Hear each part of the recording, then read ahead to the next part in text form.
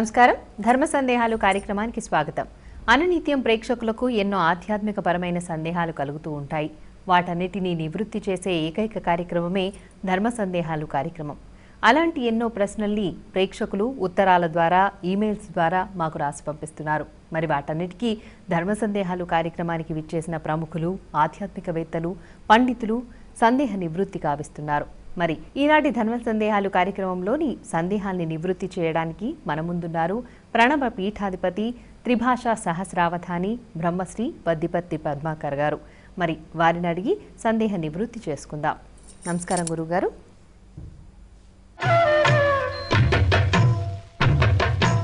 గురుగారు, మొదటి ఉత్తరం చూద్దామండి. ఈ ఉత్తరం రామలింగాచారి గారు యాదగిరిగుట్ట నుంచి రాస్తున్నారు. సంకల్పం చెప్పే వారితో పాటు వినేవారికి కూడా పుణ్యం వస్తుందా తెలియచేయండి అని కోరుతున్నారండి. ఎత్ర రఘునాథ కీర్తనం తత్ర తత్ర కృతమస్తకాంజలిం బాష్పవారి పరిపూర్ణలోచనం మారుతిం నమత రాక్షసాంతకం అని హనుమత్ స్వామి వారికి నమస్కారం చెప్పుకుంటూ, హనుమంతుడు అంటేనే సంకల్పం కనుక సంకల్పం అంటేనే హనుమంతుడని పరాశర సంహితలో చెప్పారు. సహజంగా ఈ లోకంలో 4 పనులు చేసేవారికి సమానమైన ఫలితం వస్తుంది. కర్త, కారయితా చైవ, ప్రేరకశ్చ, అనుమోదక సర్వదా సర్వకార్యేషు చత్వారః సమభాగినః. చత్వారః అంటే నలుగురు సమాన ఫలితం పొందుతారు. ముందు కర్త. అలాగే సంకల్పం చెప్పేవాడికి ఎంత పుణ్యమో పక్కన వింటున్న వాడికి కూడా అంతే పుణ్యం వస్తుంది. ఇంకో రహస్యం ఉంది అసలు ఇక్కడ. శ్రవణం వల్ల వచ్చే ఫలితం అనడం వల్ల కూడా రాదు. అందుకే పురాణ శ్రవణాదన్యో విద్యతే నాపరో నృణాం అని స్కాంద పురాణంలోని మానసోత్తర ఖండంలో చెప్పారు. వినడము వల్ల మాత్రమే మానవుడు ఈ కలియుగంలో తరిస్తాడు. అందులో ఉత్తమోత్తమైనది సంకల్పం. అసలు సంకల్పం చెప్పకపోతే అది పూజ ఏమిటి, లేకపోతే దానివల్ల ఫలితం ఏమిటి? అందుకే మహానుభావుడు విక్రమార్క చరిత్రలో కొరవి గోపరాజు సింహాసన ద్వాత్రివిశిక అనేటటువంటి గ్రంథంలో చెంచలాత్మకృతము సంకల్పరహితంబు అయిన జపములెల్ల హాని పొందు, మనస్సు నిలకడ లేకపోయినా, సంకల్పం చెప్పుకోకపోయినా అటువంటి జపం, పూజ వ్యర్థం. చెప్పేటప్పుడు ఒకసారి చెప్పడం వల్ల ఒక పుణ్యమే వస్తుంది. అదే వింటేనో ఒకసారి ఎవరైనా సంకల్పం చెబుతున్నప్పుడు వింటే అది 10 సార్లు పలికినటువంటి పుణ్యం ఇస్తుంది. అంటే కష్టపడి నా బోటివాడు 10 సార్లు సంకల్పం చెబితే ఎంత పుణ్యమో, మీ బోటివాడు నా ద్వారా వింటే, ఒకసారి వింటే ఈ 10 సార్లు చెప్పగా వచ్చిన ఫలితం పొందుతారు.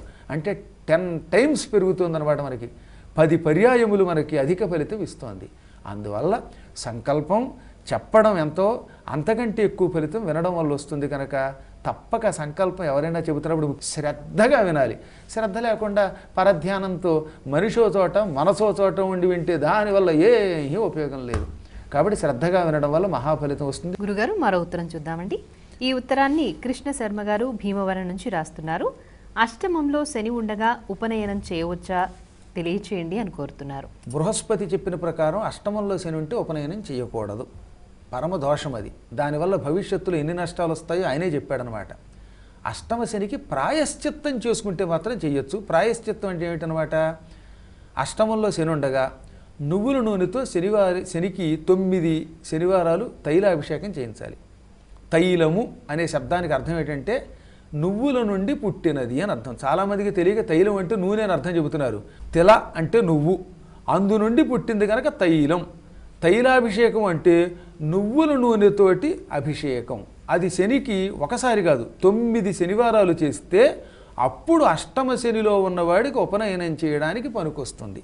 ఇలా అభిషేకం చేయకుండా ఒకవేళ అష్టమ శనిలో ఉండగా ఉపనయనం చేశారనుకుందాం, అప్పుడు వాడికి భవిష్యత్తులో పెళ్ళి ఆలస్యం అవుతుంది. ఒకవేళ పెళ్లి జరిగితే ఆ పెళ్లి శీఘ్రకాలంలో పెటాకులు అవుతుంది. అసలే ఇది కలియుగం. ఇవాళ పెళ్ళి మర్నాడు పెటాకులకు వచ్చి విసిగెత్తిపోతున్నాం.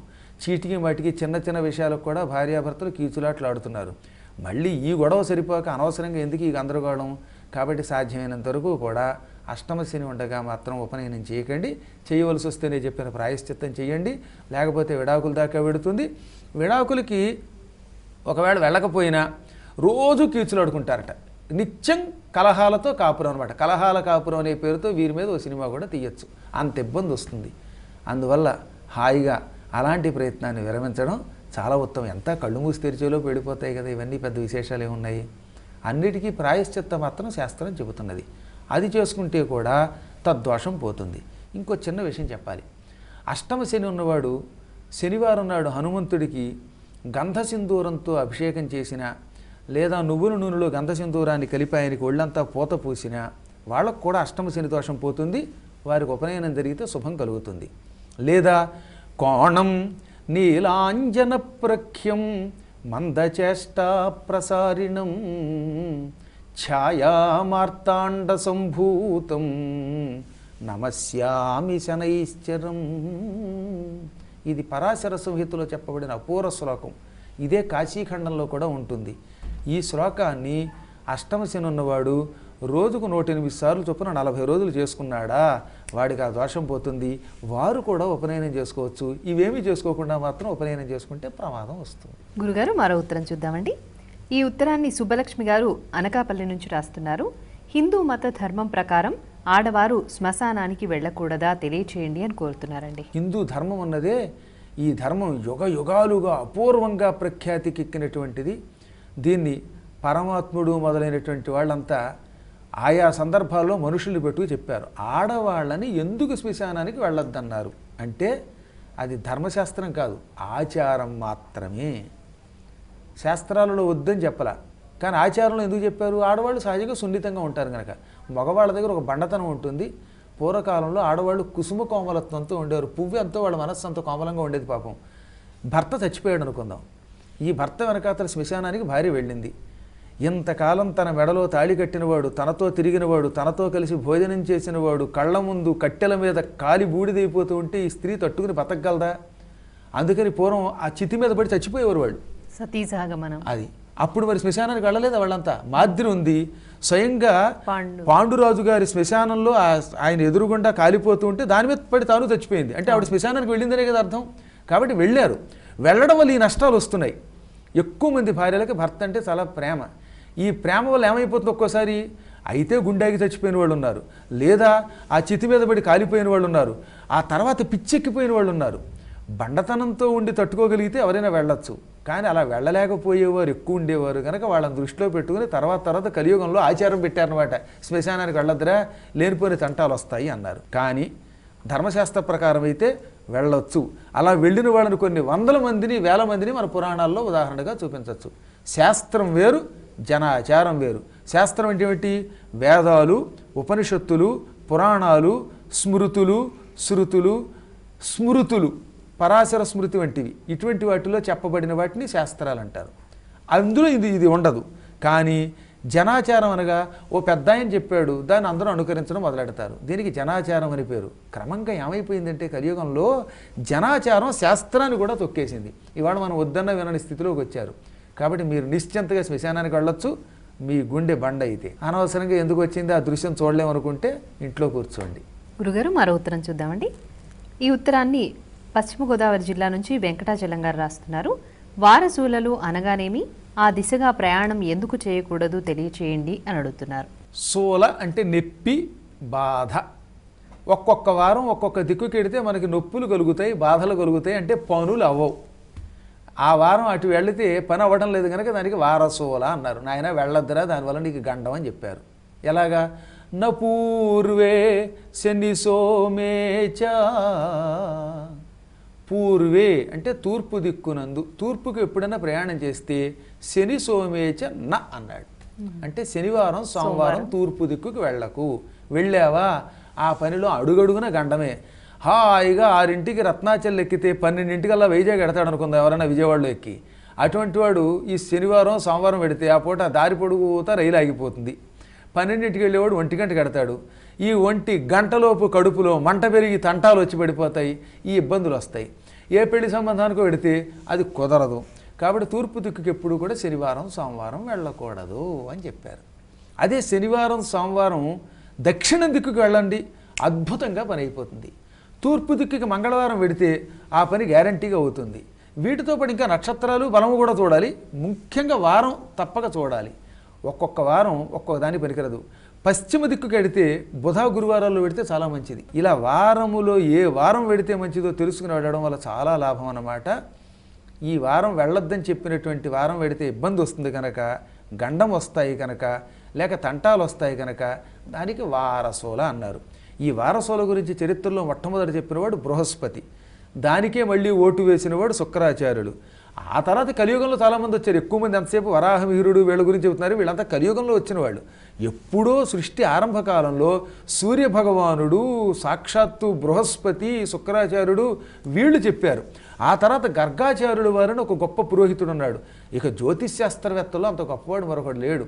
అందుకే ఆ గర్గాచార్యుడి వంశంలో పుట్టిన గార్గేయ గోత్రం వాళ్ళందరికీ కూడా ఇప్పటికీ పుట్టుకతో జ్యోతిష్శాస్త్రం వస్తుంది. ఆ గర్గాచార్యుడు స్వయంగా ఏమని చెప్పాడు, వారసోలని చాలా జాగ్రత్తగా పాటించండి. తూర్పు దిక్కుకి ఎప్పుడు వెళ్ళినా సోమవారం శనివారం వెళ్ళకండి, మంగళవారం వెళ్ళండి. శని సోమవారాల్లో మీరు దక్షిణ దిక్కుకి వెళ్ళండి. పశ్చిమానికి వెళితే ఇలాగా గురు బుధవారాల్లో వెళ్ళండి. ఎట్టి పరిస్థితుల్లో శుక్రవారం నాడు ఆదివారం నాడు పశ్చిమానికి వెళ్ళకండి ఇలా చెప్పినవాడు ఆయన చెప్పాడు. అలా పాటిస్తే మనకు శుభాలు. గురుగారు మరో ఉత్తరం చూద్దామండి. ఈ ఉత్తరాన్ని శ్రీలక్ష్మి గారు చింతలపూడి నుండి రాస్తున్నారు.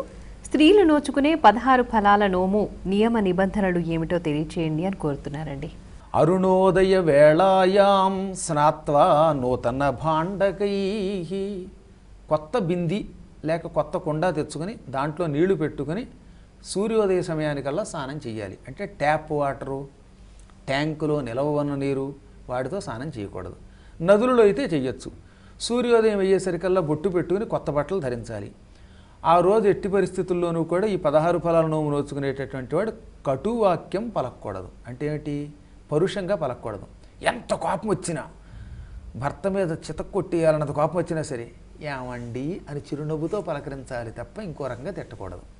ఆ పూట ఏ పరిస్థితుల్లోనూ క్రోధం పనికిరాదనమాట. ఒంటిపూటే భోజనం చేయాలి. పగటి పూట భోజనం చేసి రాత్రికి ఫలహారం చేయటం కానీ, లేదా పగలంతా ఉపవాసం ఉండి రాత్రి భోజనం చేయటం కానీ చేయాలి. ఆడపడుచులుంటే ఆ పూట వారితో వైరుధ్యాలున్నా వైషమ్యాలున్నా విడిచిపెట్టి వాళ్ళని పూజించాలి. వీలుంటే భర్తకు కూడా నమస్కారం చేయమని చెప్పారు. వీలుంటే కానీ శాస్త్రం కఠోరంగా భర్తకు నమస్కారం చేయమని చెప్పింది. కాబట్టి వ్రతం చేసే ముందే మా ఆయనకి దండం పెట్టాలంటున్నారు, పెట్టనా వద్దా అనే బాధ ఉంటే ఆ వ్రతం చేయకుండా ఉండడం మంచిది. ఆయనకి మాత్రం ఆ పూట నమస్కారం చేయవలసిందే. బ్రహ్మచర్య దీక్ష పాటించాలి. సొంత సొమ్ముతో కొన్న ఫలములను మాత్రమే, సొంత సొమ్ము అంటే భార్యాభర్తలు ఇద్దరూ సంపాదించిందే, వాటితోటే వ్రతం చేయాలి. ఇంత కఠినంగా ఎందుకు చెప్తున్నానంటే, భర్త ఉద్యోగం చేస్తే వచ్చిన డబ్బుతో భార్య కొనొచ్చు, భార్య తాను సంపాదించుకుంటే దాంతో కొనొచ్చు. ఎట్టి పరిస్థితుల్లో పుట్టింటి వారి సొమ్ముతో మాత్రం ఈ వ్రతం చేయకూడదు. తన అత్తారింటి వారి సొమ్ముతోటే చెయ్యాలి. ఒకవేళ అత్తవారింటి వైపు ఎవరికి రూపాయి లేకపోతే, భర్తకు ఉద్యోగం లేకపోతే, తనకి డబ్బు లేకపోతే, వేరే ఇంకొక సందర్భంలో పుట్టింటి వారి దగ్గర డబ్బు తెచ్చుకొని కొంతకాలం తన దగ్గర అట్టే పెట్టుకుని ఆ సొమ్ము తనదయ్యాక అప్పుడు దానితో కొనుక్కోవాలి తప్ప ఈ వ్రతం పేరు చెప్పి పుట్టింటి నుంచి సొమ్ము తెచ్చుకోకూడదు. ఈ నియమాలు పాటించాలి. ఇంకోటి కఠోర నియమం చెప్పారు, జుట్టు విరబోసుకోకూడదు. భూతప్రేత పిశాచాలు పట్టుకుంటే వ్రతాలు చేసేవాళ్ళు ఎవరూ కూడా పూర్వం జడను ఒకటి వేసుకునేవాళ్ళండి ఆడవాళ్ళు. ఆ జడే వేసుకోవాలి, లేదా కొప్పు మీద ముడి వేసుకోవాలి. అలా వేసుకోకుండా జుట్టు విరబోసుకుంటే మాత్రం ఆ వ్రతం మహాపాపంతో సమానం. ఈ తర్వాత ఇంకోటి ఏంటంటే చీర మాత్రం కట్టుకోవాలి వ్రతం చేసేటప్పుడు. ఈ పంజాబీ డ్రెస్సులో, ప్యాంటు షర్ట్లో, లాగులో వేసుకుని వ్రతం చేయకుండా చీర మాత్రమే కట్టుకోవాలి. బొట్టు పెట్టుకోకుండా స్టిక్కర్లు పెట్టుకుని మాత్రం వ్రతం చేయకూడదు. ఎంగిలి నోటితోటి, పాచి నోటితోటి ఫలాలు పంచిపెట్టకూడదు. కాబట్టి శుభ్రంగా పరిశుభ్రంగా ఉండి ఈ వ్రతం చేస్తే సకల శుభాలు కలుగుతాయి. గురుగారు మరో ఉత్తరం చూద్దామండి. ఈ ఉత్తరాన్ని వీరభద్ర గారు అన్నవరం నుండి రాస్తున్నారు.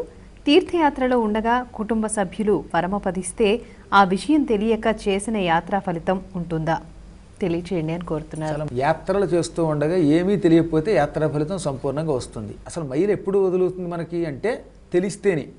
అందుకే పూర్వకాలంలో ఇంటి పేరిటి వాళ్ళు చచ్చిపోతే వెంటనే వారికి సమాచారం ఇచ్చేవారు కాదు. ఎప్పుడు మనకి వార్త తెలిస్తే అప్పటి నుంచి మైలు పట్టమన్నారు. ఒకవేళ 12 రోజులు అయిపోయాక వార్త తెలిస్తే అప్పుడు స్నానం చేస్తే చాలు. 12 రోజుల్లోపు ఏ రోజైనా వార్త తెలిస్తే అప్పటి నుంచి చివరి వరకు ఉంటే చాలు. కాబట్టి హాయిగా కాశీలో అభిషేకం చేసుకుంటున్నారు.